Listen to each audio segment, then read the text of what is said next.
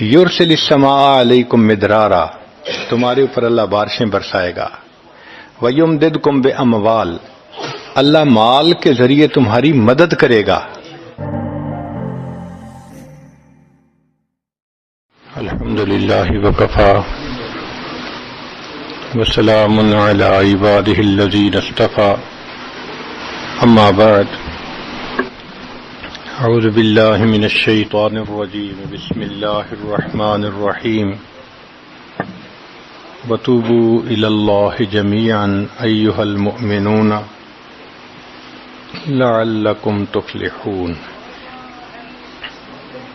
سبحان ربک رب العزة عما یصفون وسلام علی المرسلین والحمد للہ رب العالمین. اللہم صلی علی سیدنا محمد وعلی آل سیدنا محمد وبارک وسلم.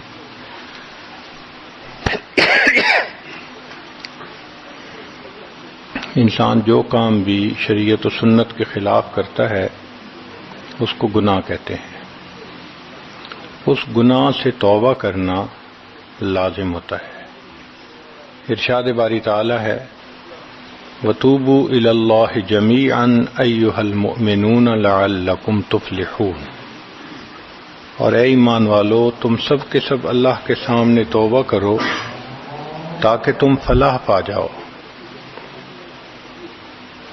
چنانچہ ابن تیمیہ رحمۃ اللہ علیہ نے الایمان الاوسط ایک کتاب ہے، اس میں 10 اسباب بتائے ہیں جن سے انسان کے گناہ معاف ہوتے ہیں.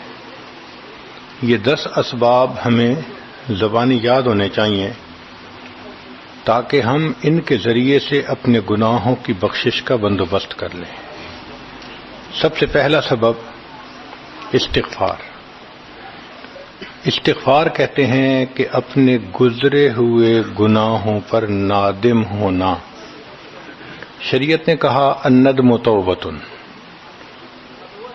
ندامت یہ توبہ ہے. اور حدیث مبارکہ میں ہے کہ قیامت کے دن سب سے زیادہ خوش انسان وہ ہوگا من وجد فی صحیفتہ استغفارا کثیرا، جس کے نام اعمال میں کثرت کے ساتھ استغفار لکھا ہوا ہوگا. تو ہمیں کثرت سے استغفار پڑھنا چاہیے. چنانچہ ایک شخص حضرت حسن اللہ عنہ کے پاس آیا، حضرت بہت گناہ گار ہوں، کوئی عمل بتائیں. فرمایا استغفار پڑھو. ایک اور آدمی آیا، حضرت بارش نہیں ہو رہی، کوئی عمل بتائیں. فرمایا استغفار پڑھو. پھر ایک آدمی آیا کہ حضرت بہت قرضہ چڑھ گیا، دعا کریں کہ کوئی اسباب بن جائیں رزق کے، مال کے، تاکہ قرضہ اتر جائے. فرمایا استغفار پڑھو. پھر ایک شخص آیا کہ حضرت دعا کریں اللہ مجھے بیٹا دے دے. فرمایا استغفار کرو. ایک آدمی آیا میرا باغ ہے، دعا کریں کہ میرا پھل زیادہ لگے. فرمایا استغفار کرو. ایک آدمی آیا میری کھیتی باڑی کی زمین ہے، دعا کریں پانی اندر سے نکل آئے. فرمایا استغفار کرو. اب سننے والا حیران کہ مختلف لوگ مختلف ضروریات آ کر بیان کرتے رہے، سب کے لیے ایک ہی جواب. تو اس نے پوچھا کہ حضرت کیا مسئلہ؟ تو فرمایا کہ دیکھو یہ جواب میں نے اپنی طرف سے نہیں دیا، قرآن مجید سے دیا ہے. اللہ تعالی ارشاد فرماتے ہیں قرآن مجید میں فَقُلْتُ اسْتَغْفِرُوا رَبَّكُمْ إِنَّهُ كَانَ غَفَّارًا. تو سب سے پہلے استغفار کرنے سے گناہوں کی بخشش ہوتی ہے. یرسل السماء علیکم مدرارا، تمہارے اوپر اللہ بارشیں برسائے گا.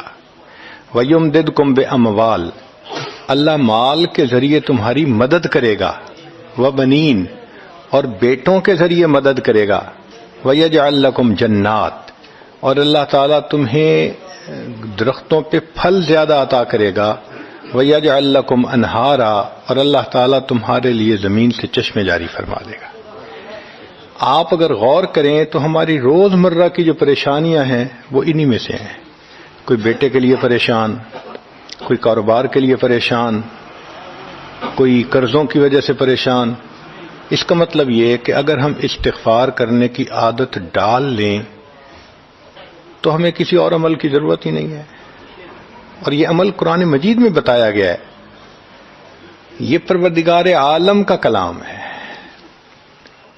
ہم استغفار کم کرتے ہیں، کم از کم 100 مرتبہ صبح اور شام استغفار کا کرنا معمول بنا لینا چاہیے. آپ لوگ ڈرائیو کرتے ہیں اپنے دفتر جاتے ہوئے تو راستے میں جو آدھا گھنٹہ لگتا ہے اس میں کیا کرنا ہوتا ہے؟ بعض لوگ نعت سن لیتے ہیں، تلاوت سن لیتے ہیں، وہ بھی عبادت ہے.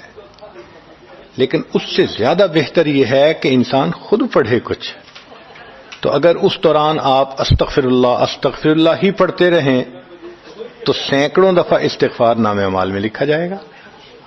اور اگر پورا پڑھ لیں استغفر اللہ ربی من کل ذنب و اتوب الیہ تو یہ سونے پہ سہاگے والی بات ہے. تو اپنے ٹائمنگز کو ایسے ایڈجسٹ کریں کہ اس میں درود استغفار کثرت کے ساتھ آپ پڑھ سکیں. کیونکہ حدیث پاک میں یہ فرمانا کہ قیامت کے دن وہ بندہ بہت خوش ہوگا جس کے نام اعمال میں استغفار زیادہ ہوگا. دوسرا سبب ہے توبہ. توبہ اور استغفار بہت قریب قریب ہیں، ان میں لائن آف ڈیمارکیشن ڈالنا تھوڑا ڈیفیکلٹ ہے. مگر علماء نے لکھا ہے کہ استغفار پچھلے گناہوں پہ ریپینٹنس کو کہتے ہیں، اور توبہ آئندہ گناہوں کو کمٹ نہ کرنا، اس کی کمٹمنٹ کرنا، عزم کرنا، اس کو کہتے ہیں. توبہ عزم جازم، ایک عہد کرنا کہ میں نے آج کے بعد گناہ نہیں کرنا، یہ توبہ کہلاتا ہے. تو گویا توبہ کا تعلق آئندہ گناہ نہ کرنا، استغفار کا تعلق پاسٹ کے ساتھ ہے کہ میں نے جو کیا برا کیا، اللہ بس میری غلطی کو پلیز معاف کر دیں، اس کو استغفار کہتے ہیں. اور یہ استغفار کا حکم اللہ رب العزت نے اپنے حبیب صلی اللہ علیہ وسلم کو دیا. فسبح بحمد ربک واستغفرہ، حکم ہے، صیغہ ہے امر کا. اللہ کے محبوب صلی اللہ علیہ وسلم کو اگر یہ حکم ہے تو سوچئے پھر ہمیں استغفار کرنے کی کتنی ضرورت ہے. توبہ ہر بندے پہ کرنی ضروری.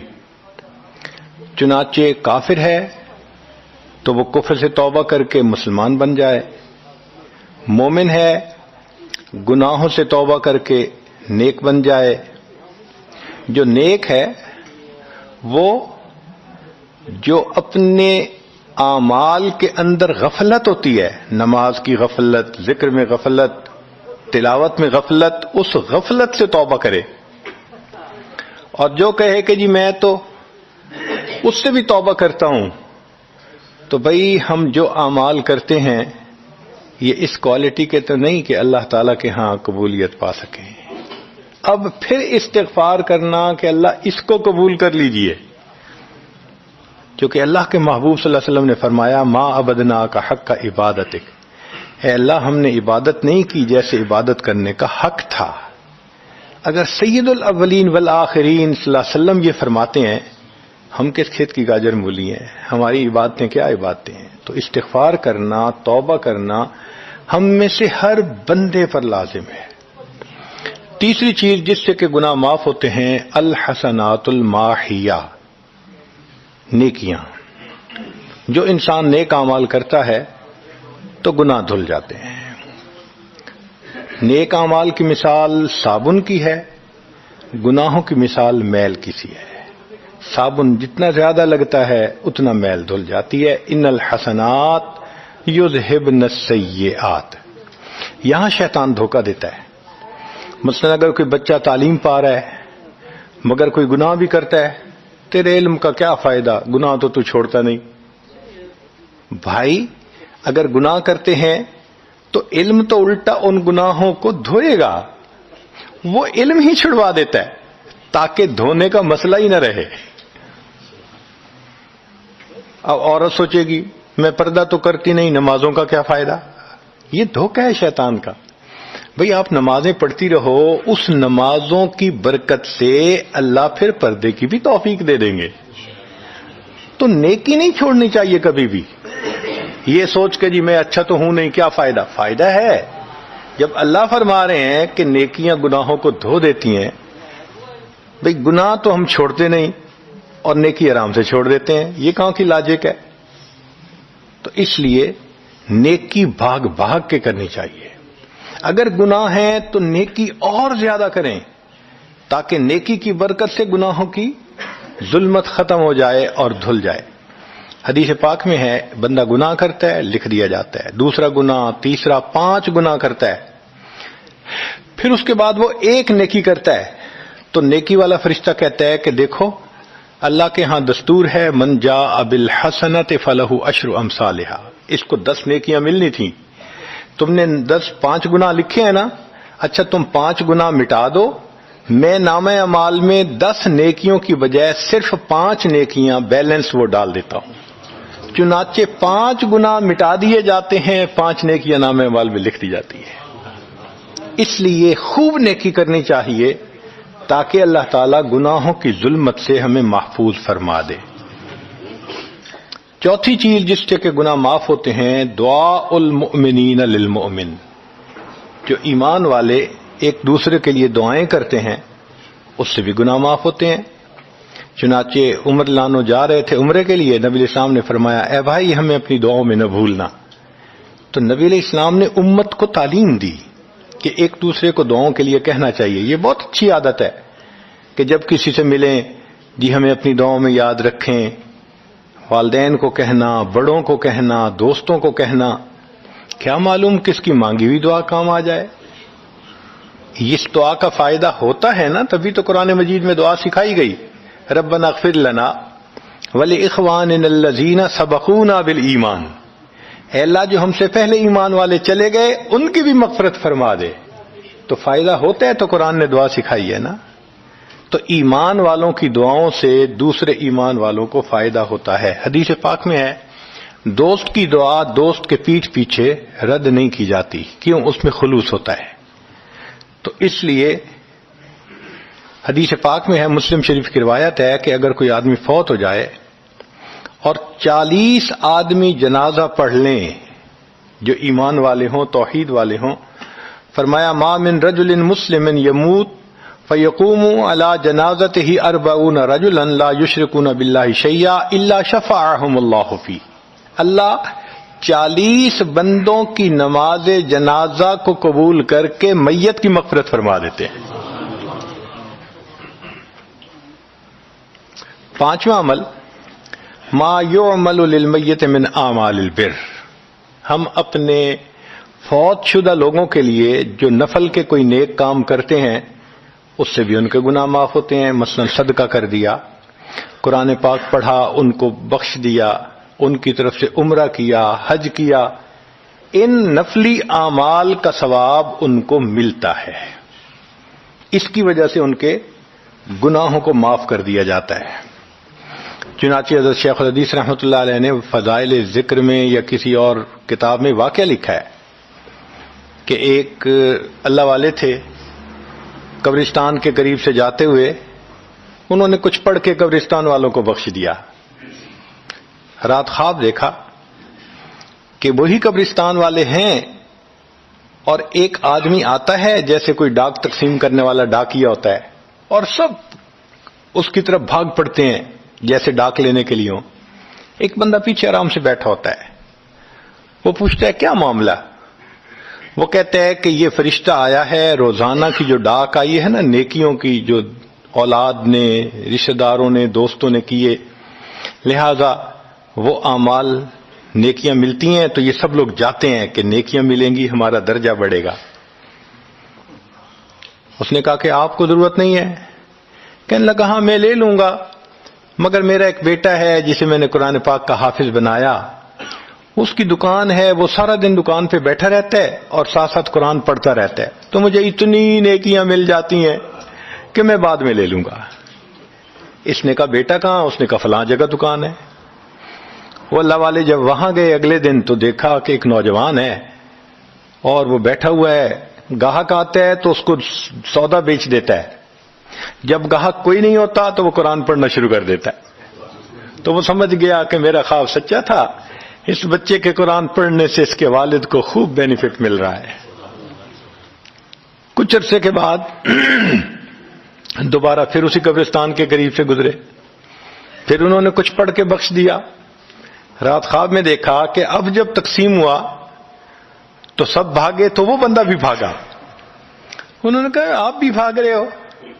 کہنے لگا ہاں میں اس لیے بھاگ رہا ہوں کہ میرا وہ بیٹا فوت ہو گیا، اب مجھے قرآن پڑھ کے بخشنے والا کوئی ایسا ہے نہیں، تو جو عام ایمان والوں کا ثواب آتا ہے میں بھی اسی میں سے اپنا حصہ لینے کے لیے جا رہا ہوں۔ تو ایمان والوں کے ان اعمال کا ثواب بھی ملتا ہے، اور اصل میں یہ اسی بندے کا اپنا عمل ہوتا ہے۔ یہ ذہن میں رکھنا کہ جو ایمان والے پڑھ کے بخشتے ہیں نا، اس کا ثواب کیوں ملتا ہے؟ اس کا اپنا عمل دیکھو، اس نے نیکوں سے تعلق جوڑا۔ وہ بھی تو ہوتے ہیں جن کے مرنے کے بعد پیچھے ریچھ کتے کی لڑائی کرواتے ہیں، میلے لگواتے ہیں، موسیقی کی محفلیں ہوتی ہیں، وہ بھی تو ہوتے ہیں نا، تو ان کو کچھ نہیں ملتا۔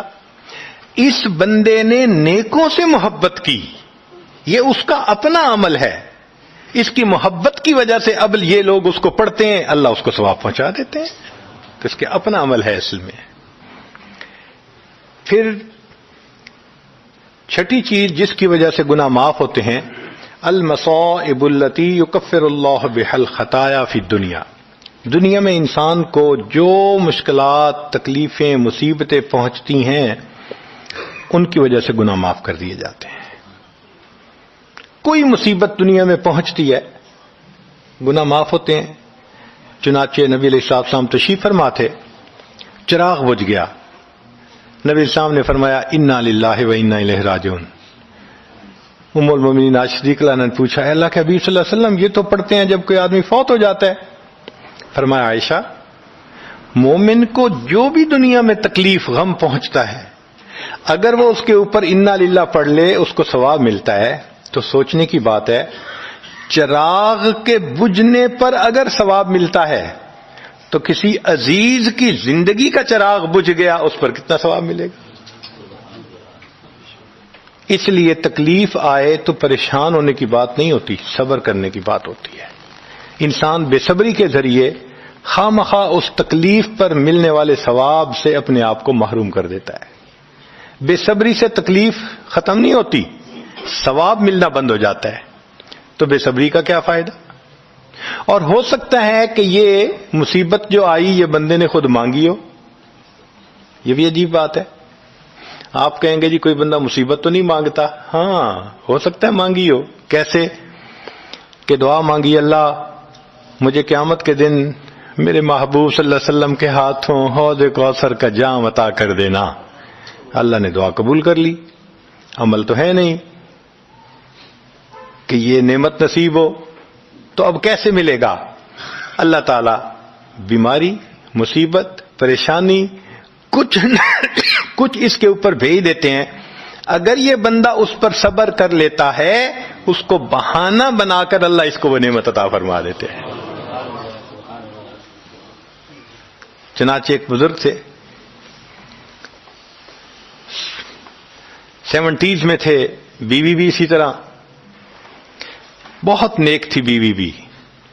بیوی نے کہا کہ میرا بڑا دل چاہتا ہے کہ نبی علیہ الصلوۃ والسلام کا دیدار نصیب ہو، میں بڑا درود شریف پڑھتی ہوں، نفل پڑھتی ہوں، مگر مجھے واضح زیارت نہیں ہوئی، آپ کو کوئی عمل آتا ہو تو بتا دیں۔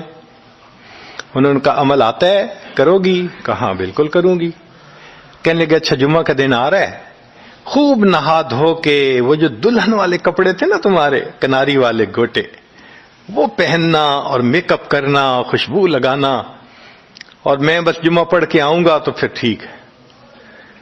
اس نے کہا بہت اچھا۔ وہ اللہ کی بندی نہائی دھوئی دلہن کی طرح خوب تیار ہوئی، کپڑے دلہن والے پہنے۔ ان بزرگوں نے جمعہ کی نماز پڑھی تو ساتھ بھائی کا گھر تھا اس کی، یعنی ان کی بیوی کا، تو بیوی کے بھائی کے گھر چلے گئے، اس کو جا کے کہا میری عمر دیکھو اور آ کے اپنی بیوی بہن کی حالت دیکھو۔ اس نے کہا کیا مسئلہ؟ وہ ساتھ آ گیا، اور جب گھر آ کے اس نے دیکھا تو بیوی تو دلہن بنی بیٹھی ہے۔ بھائی کو غصہ آیا، تمہیں اپنی یہ تمہاری عمر اور یہ تمہارے لچھن۔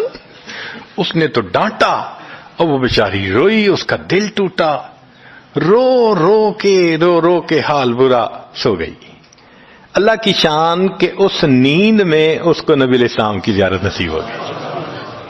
اب وہ اٹھی تو وہ خوش بھی ہے اور پریشان بھی ہے، خوش اس بات پہ کہ زیارت ہو گئی، اور پریشان اس بات پہ کہ میاں نے کیا کیا، خود کہا دلہن بنو اور خود بھائی سے مجھے ڈانٹ پڑوا دی۔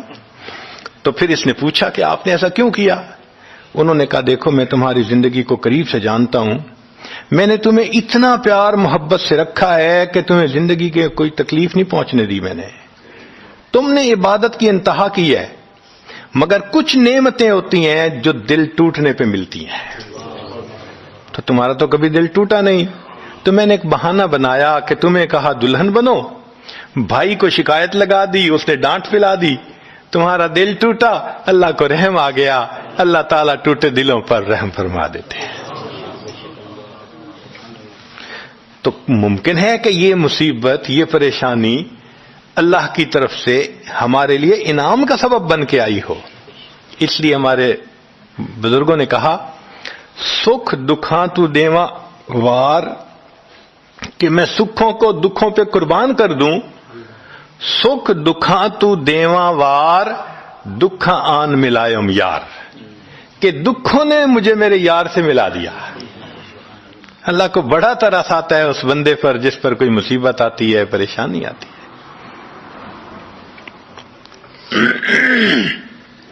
پھر ساتویں چیز جس سے کہ گناہ معاف ہوتے ہیں، ما يحصل فی القبر من الفتنة والزغطة والروعة، قبر کے اندر انسان جب جائے گا تو اس کو وہاں پر زغط قبر پیش آئے گا، قبر دباتی ہے، اس قبر کے دبانے سے بھی گناہ معاف ہوتے ہیں، اور یہ زغط قبر ہر کسی کو پیش آئے گا۔ سعد لانو ایک صحابی ہیں،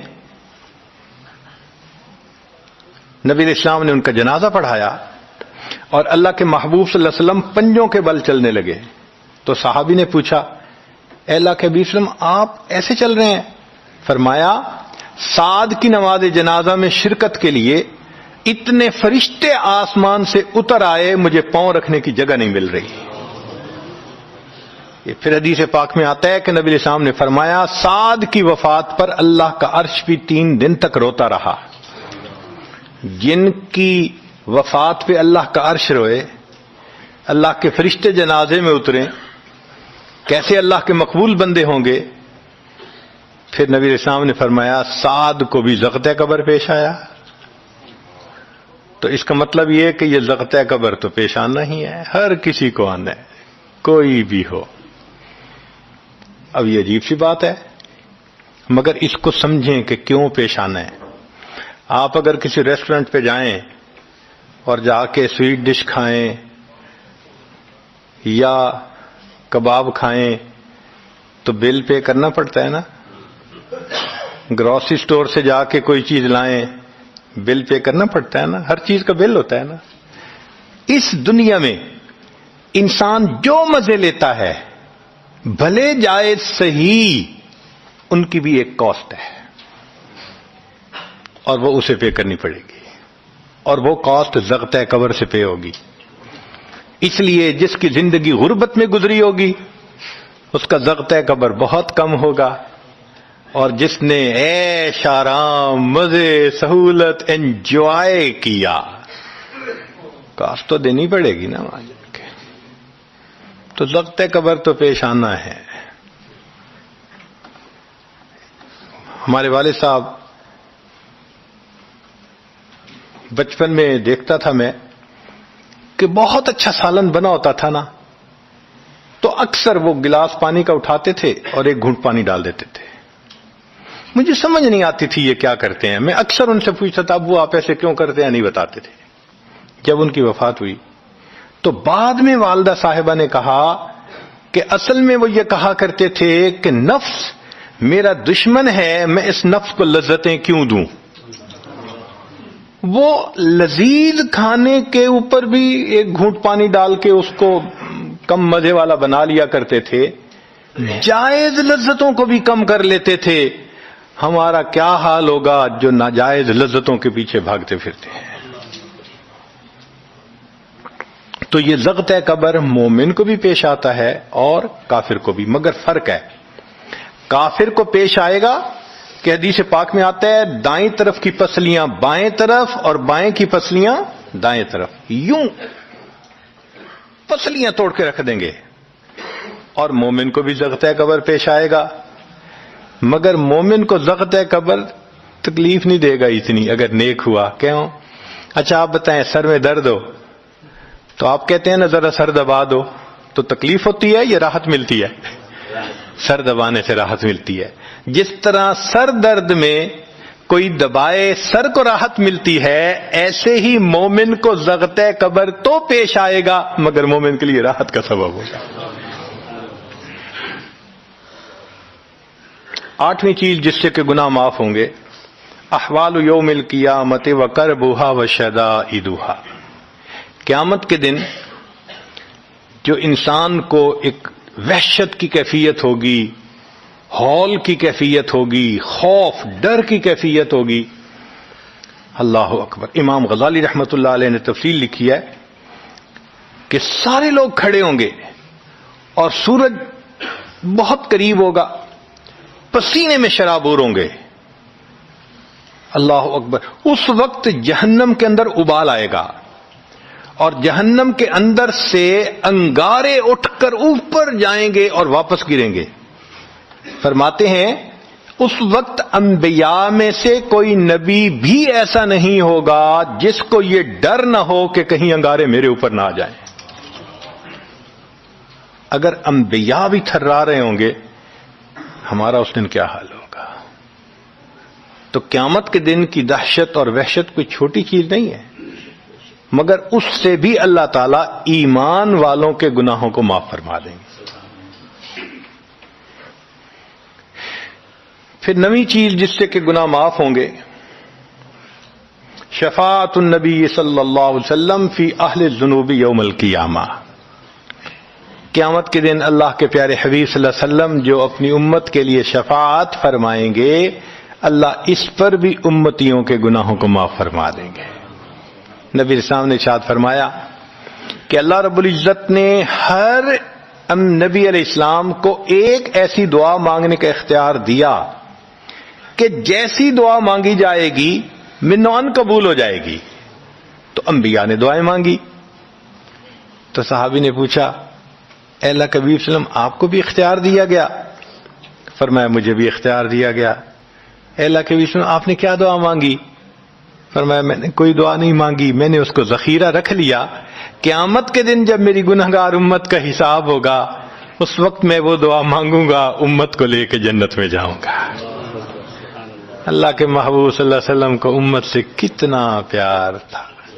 کوئی ماں اولاد کے لیے 23 سال نہیں روتی، جوان بیٹا فوت ہو 2-4 مہینے رو کے پھر نارمل لائف ہو جاتی ہے۔ کوئی باپ اولاد کے لیے 23 سال نہیں روتا، اللہ کے پیارے حبیب صلی اللہ علیہ وسلم امت کے لیے 23 سال آنسو بہاتے، رب امتی رب امتی رب امتی دعا مانگتے تھے، لمبے سجدے۔ ام المومنین عائشہ صدیقہ عنہا فرماتی ہیں کہ محبوب صلی اللہ علیہ وسلم کے آنسو جو مصلی پہ گرتے تھے، مجھے لگتا تھا کہ بارش کے قطرے زمین کے اوپر گر رہے ہیں، ایسے آواز محسوس ہوتی تھی، اور اتنا لمبا سجدہ ہوتا تھا کہ کبھی کبھی میں اٹھ کے محبوب صلی اللہ علیہ وسلم کے پاؤں کے انگوٹھے کو ٹچ کرتی تھی کہ ابھی جان تو سلامت ہے نا، تب مجھے احساس ہوتا تھا نہیں ابھی تک نہیں، سجدہ لمبا ہو گیا، اتنا لمبا سجدہ۔ کس کے لیے؟ اللہ امت کو گناہوں کو معاف فرما دے، امت کے گناہوں کو معاف۔ چنانچہ جب نبی علیہ الصلوۃ والسلام پر آخری یعنی مرض آئی، بیماری کی کیفیت آئی، تو اللہ کے حبیب صلی اللہ علیہ وسلم کو بخار بہت تیز ہو گیا تھا، اور جو مسجد میں آخری مرتبہ لائے تھے تو 2 آدمی تھے، ایک ادھر تھا ایک ادھر تھا، اور اللہ کے حبیب صلی اللہ علیہ وسلم نے ان کا سہارا لیا تھا اور بہت مشکل سے چل کے تشریف لائے تھے۔ یہ آخری نماز تھی، پھر واپس تشریف لے گئے، بخار اور تیز ہو گیا۔ سیدہ عائشہ صدیقہ عنہا فرماتی ہیں کہ میں نے اوپر کپڑا سا ڈال دیا، کپڑے کے اوپر سے مجھے گرمی محسوس ہو رہی تھی، میں نے پانی کا ایک پیالہ پیش کیا، اللہ کے حبیب صلی اللہ علیہ وسلم پانی کے پیالے میں ہاتھ مبارک ڈالتے تھے اور اپنے چہرے پہ لے رہے تھے، اور جسم تھا کہ جیسے کوئی گرم چیز میں سے گرمی نکل رہی ہوتی ہے، اس طرح وہ بخار سے دہک رہا تھا۔ فرماتی ہیں کہ مجھے محسوس ہوا کہ یہ تو بہت تیز بخار ہے، کبھی ایسا نہیں دیکھا۔ تو میں نے پوچھا اے اللہ کے حبیب صلی اللہ علیہ وسلم، بخار ایسا تو کبھی نہیں دیکھا، اتنا زیادہ تیز، اتنا زیادہ تیز؟ نبی علیہ السلام نے فرمایا عائشہ، مومن کو سکرات موت کے وقت جو تکلیف ہوتی ہے اس پر بھی اس کے گناہ معاف ہوتے ہیں۔ میں نے اللہ سے یہ دعا مانگی تھی، اللہ جب میری سکرات کا وقت آئے تو مجھے تکلیف زیادہ دے دینا، اور اس کے بدلے اللہ میری امت کے گناہوں کو معاف فرما دینا۔ عائشہ، یہ وہ سکرات ہے جس کی وجہ سے مجھے تکلیف بہت ہے۔ اللہ کے محبوب صلی اللہ علیہ وسلم کو اتنی تکلیف ہو رہی تھی۔ اتنے میں اطلاع ملی، دروازہ کھٹکھٹایا گیا، پوچھا کون؟ جواب ملا جبریل علیہ السلام اور اسرائیل علیہ السلام اجازت مانگتے ہیں آنے کی۔ نبی علیہ السلام نے فرمایا جبریل اندر آ جائیں، تو جبریل آئے۔ اے اللہ کے حبیب صلی اللہ علیہ وسلم، اللہ نے آپ کو یاد فرمایا ہے۔ نبی علیہ السلام نے فرمایا جبریل، اللہ تعالیٰ سے پوچھ کے یہ پہلے بتاؤ میرے بعد میری امت کا کیا حال ہوگا، پہلے پوچھ کے بتاؤ۔ جبریل علیہ السلام نے اللہ تعالیٰ سے پوچھا، رب کریم نے کہا، فرمایا میرے محبوب سے جا کر کہہ دو اے محبوب، آپ کے بعد آپ کی امت کو تنہا نہیں چھوڑیں گے۔ جب نبی علیہ السلام کو تسلی ہو گئی، محبوب نے فرمایا اچھا ملک الموت کو بھی اندر آنے دو۔ اللہ کے محبوب صلی اللہ علیہ وسلم کو امت سے ایسی محبت تھی، اللہ اکبر۔ چنانچہ حدیث پاک میں ہے کہ نبی علیہ السلام نے فرمایا خیرت بین ان یدخل نصف امتی الجنہ و بین شفاعہ، اللہ رب العزت نے مجھے چوائس دیا، اختیار دیا کہ اے میرے حبیب صلی اللہ علیہ وسلم، آپ چاہیں تو آپ کی آدھی امت کو بلا حساب جنت بھیج دیں گے، اور آپ چاہیں تو جن کی آپ شفاعت کریں ان کو بھیجیں گے۔ نبی علیہ السلام فرماتے ہیں فاخترت الشفاعہ، میں نے شفاعت کو چن لیا، لأنہا اعم و اکثر، اس لیے کہ میری شفاعت پر آدھی سے زیادہ امت کے لوگ جنت میں چلے جائیں گے۔ اللہ اکبر۔ پوچھنے والے نے پوچھا اے اللہ کے حبیب صلی اللہ علیہ وسلم، اترونہا للمتقین، کیا آپ کی شفاعت نیکوں کے لیے ہوگی؟ فرمایا لا ولکنہا للمذنبین الخطائین المتلوثین، نہیں، میری شفاعت میرے امت کے گناہگاروں کے لیے ہوگی۔ اللہ کے حبیب صلی اللہ علیہ وسلم کی شفاعت کا نصیب ہو جانا یہ بھی گناہوں کی بخشش کا سبب ہے۔ مگر شفاعت کس کو نصیب ہوگی اس کی بھی تفصیل سن لیجئے۔ کچھ لوگ ہوتے ہیں سنت کو دیکھتے ہیں، ان کا دل خوش ہو جاتا ہے، وہ سنت رکھنے والے کو انکریج کرتے ہیں، اس کو مورل سپورٹ دیتے ہیں، نہیں تم نے اچھا کیا۔ اور کچھ وہ ہوتے ہیں کہ جو دیکھتے ہیں چہرے پہ سنت سجی، کیا ملا بن گئے، کیا تم نے چہرے پہ کر لیا۔ علماء نے لکھا جس نے سنت کو دیکھ کر ناگواری کا اظہار کیا اس نے اپنے آپ کو شفاعت سے محروم کر لیا۔ یہ نہیں ہے کہ ہم سنت کا مذاق بناتے پھریں اور ہمیں شفاعت نصیب ہوگی، نہیں، احترام ہو دل میں سنت کا۔ نبی علیہ الصلوۃ والسلام کی ایک ایک سنت پہ قربان ہو انسان، جب یوں محبت ہوگی تو پھر نبی علیہ الصلوۃ والسلام کی شفاعت بھی ان کے لیے ہوگی۔ 10واں سبب جس سے کہ گناہ معاف ہوں گے، رحمت اللہ و عفوہ و مغفرتہ بلا سبب من العباد۔ قیامت کے دن انبیاء کرام شفاعت کریں گے، بخشش ہوگی، پھر علماء کریں گے، شہداء کریں گے، پھر سب جنتی شفاعت کریں گے، حتیٰ کہ کوئی ایسا نہیں رہے گا کہ جو کسی اور کی شفاعت کرے، اور وہ لوگ جہنم میں ہوں گے کہ جن کا کوئی جنتی واقع بھی نہیں ہوگا۔ اللہ اکبر۔ سالوں وہ جہنم میں جلتے رہیں گے، جلتے رہیں گے. پھر ایک وقت آئے گا کہ ان میں سے جن کے دل میں تھوڑا سا بھی ایمان ہوگا نا، اگرچہ اس کی شفاعت کرنے والا کوئی نہیں ہوگا، ان کو بھی اللہ بخشنے کا سبب بنائیں گے. وہ کیسا ہوگا؟ حدیث پاک میں آتا ہے کہ یہ جو ایمان والے ہوں گے نا، ان کے اور کافروں اور مشرکین کے درمیان جو دیوار تھی نا آگ کی، اس کو ذرا ٹرانسپیرنٹ اللہ بنائیں گے. تو مشرکین دیکھیں گے اور کہیں گے اوہ ہم تو جل ہی رہے تھے، اور تم تو کلمہ پڑھتے تھے، تم بھی یہاں جل رہے ہو. تو وہ جب ان کو کلمے کا تانا دیں گے کہ تمہارا نام تو مسلمانوں والا تھا نا، تو اس وقت وہ جہنمی اللہ سے فریاد کریں گے، اللہ تیری توحید کا تانا دیتے ہیں، کہاں گیا تمہارا خدا، تم بھی ہمارے ساتھ جل رہے ہو.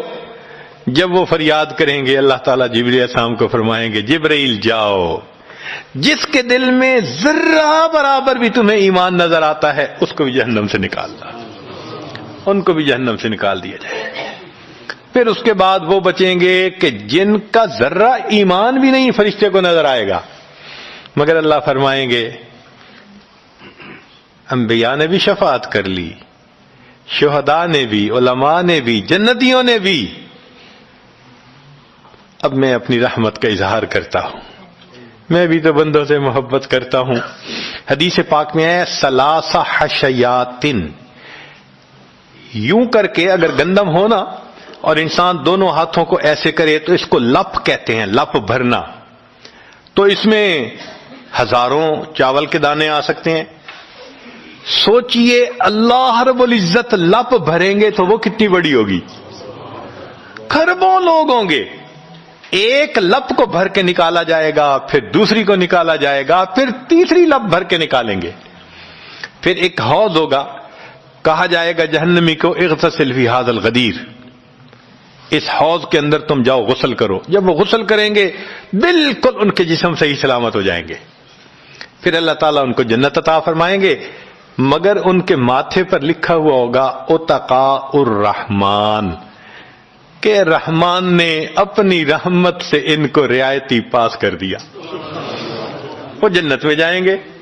اب جو جنت میں جائیں گے تو جنتی لوگ ان کے ساتھ ملیں گے، خوش ہوں گے، مگر کہیں کہیں کوئی ان کو کہے گا ہم تو اللہ کے فضل سے سیدھا آ گئے، تم تو آیا فلاں جگہ سے آئے ہو نا، رعایتی پاس ہو. اب جب ان کو رعایتی پاس کا تانا ملے گا تو ان کو عجیب لگے گا. پھر ایک وقت آئے گا کہ یہ سب اتقاء الرحمن اللہ کے سامنے فریاد کریں گے، اللہ آپ نے اپنی رحمت سے جہنم سے نکال دیا، جنت بھیج دیا، یہ جو مہر ایک لگا دی یہ بھی تو اتار دیجئے نا. تو اللہ تعالیٰ ان کی مہر کو ختم فرمائیں گے اور یہ جنت میں رہنے لگ جائیں گے.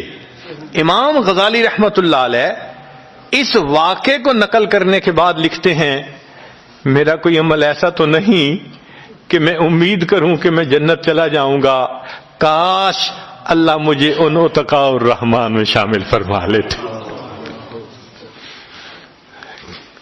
کاش کہ اللہ تعالیٰ مجھے ان اتقاء الرحمن میں شامل فرما لیتے. بے گناہوں میں چلا زاہد جو اس کو دیکھنے، مغفرت بولی ادھر آ میں گنہگاروں میں ہوں، وہ کرشمے شان رحمت نے دکھائے روز حشر، چیخ اٹھا ہر بے گناہ میں بھی گنہگاروں میں ہوں. اللہ اکبر. حضرت قاری طیب صاحب رحمت اللہ علیہ ایک کتاب میں لکھتے ہیں اتنا اللہ کی رحمت کا ظہور ہوگا، اتنا ظہور ہوگا اس دن، ایک ایسا وقت آئے گا کہ شیطان بھی سر اٹھا کر دیکھے گا، اسے بھی امید لگے گی شاید میری بھی مغفرت کر دی جائے. وَكَانَ بِالْمُؤْمِنِينَ رَحِيمًا. اللہ تعالیٰ قیامت کے دن اپنی رحمت کا اظہار فرمائے. اللہ کرے قیامت کے دن اللہ کی رحمت سے ہمارا کام بن جائے. اللہ تعالیٰ ہمیں اپنے گناہوں سے سچی توبہ کرنے کی توفیق عطا فرمائے، اور اللہ تعالیٰ ہمیں اپنے بخشش کیے ہوئے گناہگار بندوں کی قطار میں قیامت کے دن شامل فرمائے. وآخر دعوانا ان الحمد للہ رب العالمین. دل دا جانی تے میں ککھاں وانگر رل گئی